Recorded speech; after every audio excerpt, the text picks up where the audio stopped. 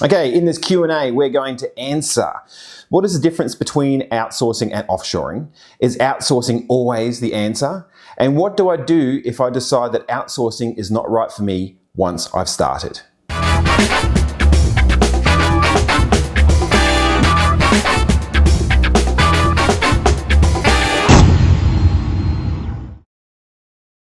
David Judge from Affordable Staff, and welcome to our raw Q&A session around outsourcing.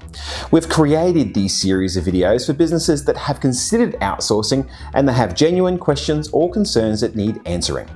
The format is 3 questions and 3 answers based on our over 275,000 hours of outsourcing experience. Okay, let's go and get into it. What's the difference between outsourcing and offshoring? Outsourcing refers to contracting work to a third party, like us for example, while offshoring is where you actually have the work done in another country. So you can actually outsource to another company whilst not actually getting the work done in another country.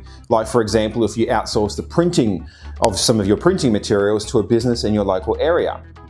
Now furthermore, you can actually offshore by setting up another office in a different country to get the work done. So like if you had a separate office in the Philippines to complete data processing, for example. So our business is essentially an outsourcing and offshoring company, as our clients work with us to outsource their work to our overseas office in the Philippines. Is outsourcing always the answer? Certainly not. Now, I see outsourcing as a way to grow your business, so your profits and people, and or to free up resources, your local staff. Now, there are a number of tasks that I don't think you should ever look at outsourcing depending on the industry. So for example, cold calling for real estate agents I think is a major no-no, especially when you're talking about a high dollar sale item with the first point of contact asking if you would like to sell your $800,000 property coming from a person overseas. I mean, in this case, the agent needs to be making the calls and the outsourced team member needs to be the support person, the one who can help all the things to line up so that agent can make that calls.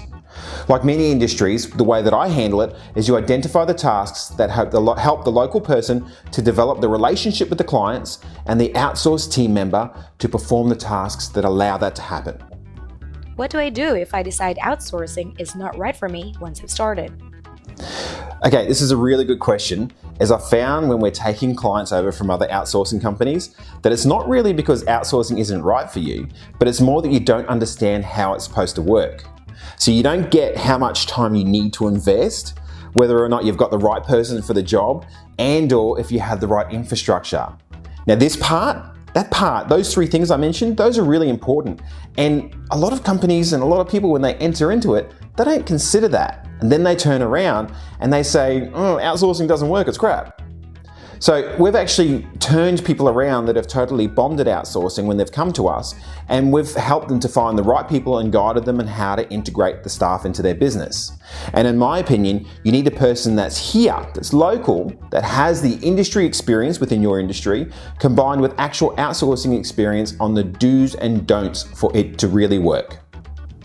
Okay, that's it. If you'd like to find out more about outsourcing and how it can work within your business, you can call us anywhere within Australia on 1300 139 482, or you can visit our website.